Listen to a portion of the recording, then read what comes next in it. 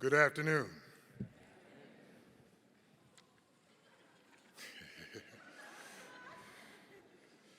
Thank you for giving me the opportunity to stand before you today.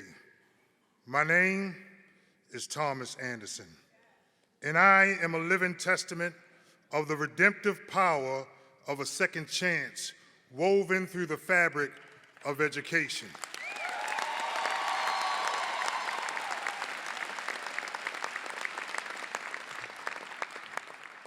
In 1997, I stood in front of a judge, and with the deafening sound of his gavel, my soul was fractured like that of the Liberty Bell.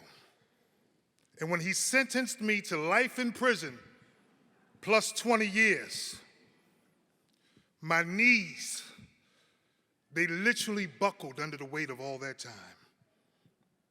And after the sheriff took me back into the bullpen, I cried with convulsions.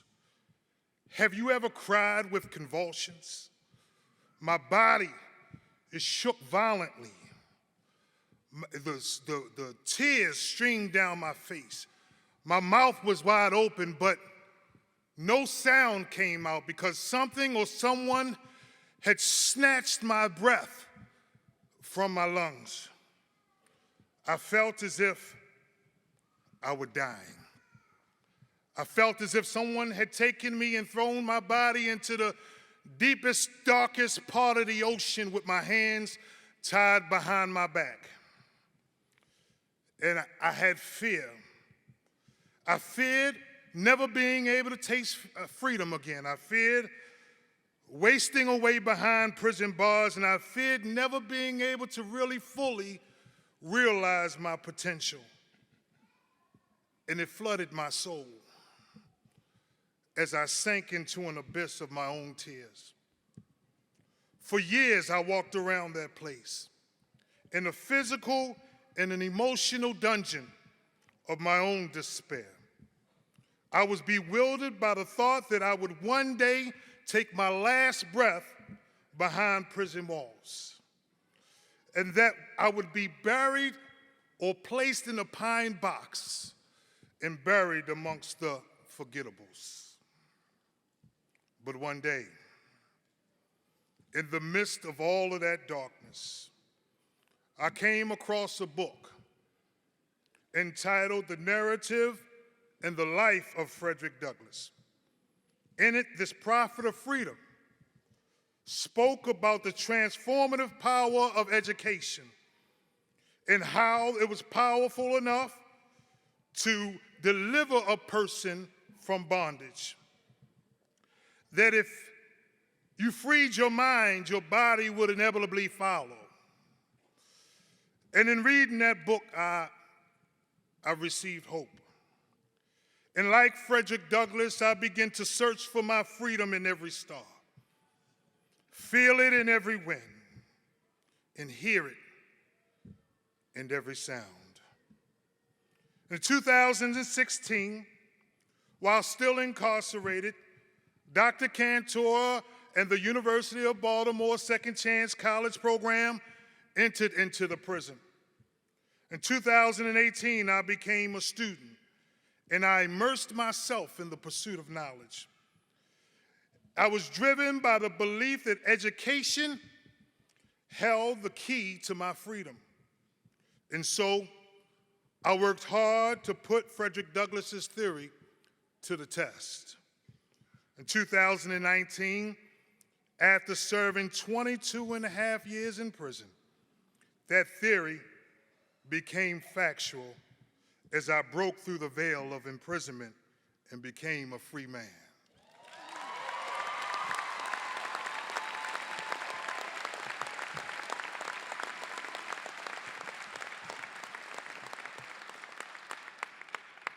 In January of 2020, I became an on-campus student here at the University of Baltimore, where I was received with open arms by both the faculty and the student body. And I am so grateful for that. Now, in 2023, I stand before you, a graduate of the University of Baltimore.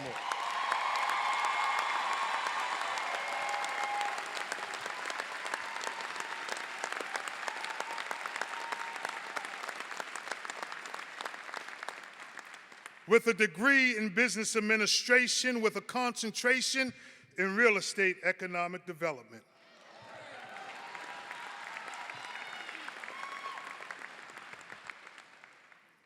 But I'm not done yet. Because if I can find the funds, I will be obtaining my master's degree here.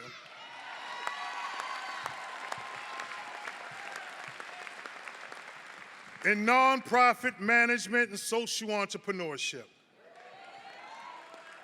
I hope to one day open what I call the Manumission House, where I am able to provide transformative housing for people who's in the college program while incarcerated, making that transition out into society and continuing their academic career. I want to take this time to thank my God.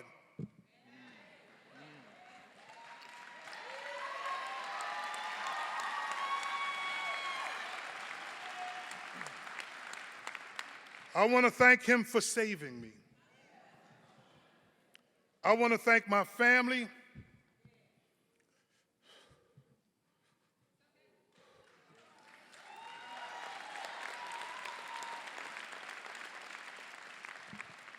For loving me and supporting me through my many years of disappointment. I want to thank my pastors, Zion Baptist Church, Pastor Marshall Prentice,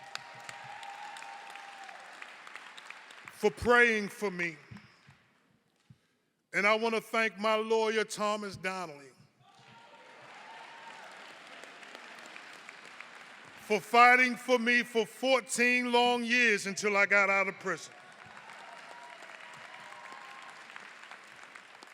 And I want to express my deepest gratitude to the University of Baltimore for believing in second chances, for providing a platform for individuals like me to be able to write our narrative. Because this degree represents more than a culmination of hard work, 6 years of hard work and dedication. It represents my manumission papers. The word manumission comes from the Latin word which means to release, to let go. It is an act of freeing a person from slavery. This degree represents my freedom papers. It represents my key to infinite possibilities. It is a symbol of my freedom from the chains of bondage that weighed upon me so heavy, brutal, and strong. The University of Baltimore has afforded me the fortitude necessary to forge out my own destiny. But I'm not alone.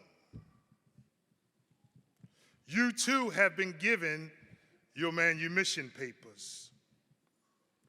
And with those papers, you have been released, let go, to become whatever you envision your freedom to be.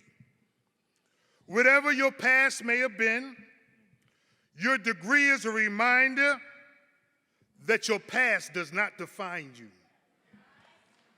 nor does it determine your future. You hold within the grasp of your hands, within the confines of your mind, upon the contours of your heart, the ability to be great. That greatness has been germinated in you. It has been cultivated in you. Now it must be demonstrated in you. UBalt, we did it. Our time is now. So let's leave an indelible mark on this world that will never be forgotten. Let's create a legacy upon the contours of success that will inspire others that's following us to follow the breadcrumbs that we leave behind. UBalt, we've done it. Now let's go out and do it. Thank you.